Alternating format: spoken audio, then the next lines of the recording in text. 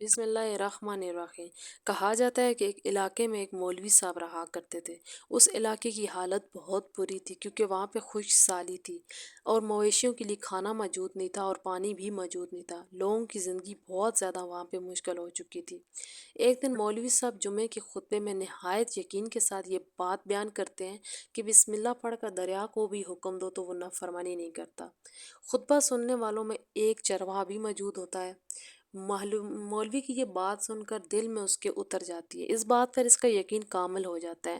جب وہ چرواہا گھر واپس آتا ہے تو سیدھا اپنی بکریوں کو کھولتا ہے اور دریا کے اوپر چلا جاتا ہے اور اونچی آواز میں بسم اللہ الرحمن الرحیم پڑھتا ہے اور دریا کو حکم دیتا ہے کہ مجھے اپنی بکریاں وہاں پار چرانے جانا ہے اور مجھے اوپر سے گزرنے دو۔ یہ کہہ کر وہ اپنی بکریوں کو لیتا ہے اور دریا پر چلا جاتا ہے اور دریا پار کر کر اپنے اس سامنے والے علاقے میں بکریوں کو چرانے چلا جاتا ہے۔ سامنے اس علاقے میں کافی زیادہ گھاس موجود ہوتی ہے، درختوں کے پتے بھی موجود ہوتے ہیں۔ کسی کو یہاں تک آنے کی چونکہ رسائی نہیں ہوتی، اس وجہ سے خوب اچھی طرح وہ اپنی بکریوں کو سیر کرواتا ہے، واپس لوٹ آتا ہے۔ پھر یہ معاملہ بن جاتا ہے اور وہ اپنی بکریوں کو روز لے کے جاتا ہے اور روز شام کو واپس آ جاتا ہے۔ اس کی بکریوں کا وزن دوگنا چگنا ہوتا جاتا ہے۔ لوگ چونک جاتے ہیں کہ اس نے آخر ایسا کیا کیا ہے۔ وہ سیدھا سادہ صاف ستھرا آدمی ہوتا ہے۔ لوگ جب اس سے پوچھتے ہیں تو وہ کہتا ہے، وہ سیدھا بتا دیتا ہے، جناب میں نے تو صرف بسم اللہ الرحمن الرحیم پڑھ کر اور اپنی بکریوں کو پانی کے اوپر سے لے کر سامنے چرا کے لے آتا ہوں۔ یہ بات سب کے لیے ناگوار تھی کیونکہ اس بات پہ یقین کرنا مشکل تھا۔ جس کی صورت میں مگر اس بات کے ہوتے ہوتے مولوی صاحب کو بھی اس بات کا پتہ چل گیا۔ مولوی صاحب نے چرواہے کو بلایا اور کہا کہ آخر یہ ماجرا کیا ہے۔ یہ بات سن کر مولوی صاحب کا شکریہ ادا کرنے لگا چرواہا۔ کہنے لگا آپ کا تو بہت زیادہ شکریہ کیونکہ آپ کی وجہ سے میری بکریاں دگنی چگنی ہو گئی ہیں۔ مگر مولوی صاحب کے لیے یہ بات کافی زیادہ عجیب تھی۔ اس چرواہے نے مولوی صاحب کو ہی حوالہ دے کر کہہ دیا۔ مولوی صاحب حیرت سے اس کے چہرے کی طرف دیکھتے ہوئے مولوی صاحب کہتے ہیں، بھائی صاحب ایسی باتیں تو ہم جمعے میں کرتے رہتے ہیں، فقط اس کا مقصد لوگوں کا ایمان جگانا ہوتا ہے۔ مگر بکریوں والا ڈٹا رہا تو وہ تو کہنے لگا بسم اللہ کہہ کر ہی میں پانی کے اوپر سے گزرتا ہوں۔ کسی نے اس کی بات پر یقین نہیں کیا۔ آخر کار مولوی صاحب نے صبح سویرے اٹھ کر یہ تجربہ خود کرنے کی ٹھان لی۔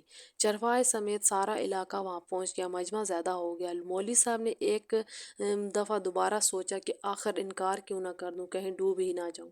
مگر جو مولوی صاحب کو کندھے پر اٹھا کے لائے تھے اب بھی جوش اور خروش سے اللہ اکبر کہہ رہے تھے اور مولوی صاحب کے حق میں نعرے لگا رہے تھے۔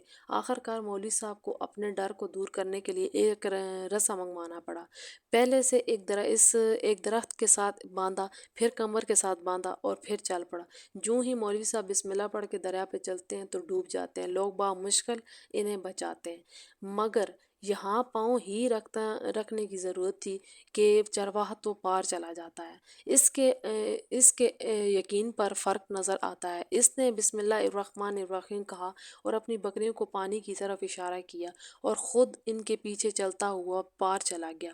لوگ اسے ولی اللہ ماننے لگتے ہیں، اس کے حق میں نعرے لگانے لگے ہوتے ہیں مگر وہ بے نیاز سیدھا سادہ سا آدمی ہوتا ہے۔ وہ مولوی صاحب کے پاس پہنچتا ہے اور کہتا ہے، مولوی صاحب میں آپ کی بسم اللہ کی تعریف سے کافی پریشان ہوں مگر پانی پر چلتے ہوئے مجھے آپ کی بسم اللہ کی بیماری کا پتہ چل گیا۔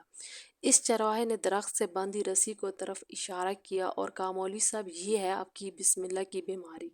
آپ کو اللہ اور بسم اللہ سے زیادہ اس رسی پہ بھروسہ ہے، لہٰذا اللہ نے بھی آپ کو اسی رسی کے حوالے کر دیا۔ پھر کہنے لگا، مولوی صاحب آپ بھی کمال کرتے ہیں۔ آپ نے اپنے منہ سے جو بات کہی اس پر آپ نے ایمان نہیں لایا اور میں لے آیا، مگر آپ نے اللہ کا کلام سنایا اور یقین نہیں کیا، لہٰذا آپ کو اللہ نے رسوا کر دیا۔ محترم عزیز دوستوں، کچھ ہمارے حال میں ہوتا ہے اور کچھ ہماری نمازوں اور دعاؤں کا بھی یہی حال ہے۔ یقین کرنے اور نہ کرنے میں فرق ہوتا ہے، اس لیے ہمیں جب بھی دعا کرنی چاہیے کسی بھی مال اور اسباب کے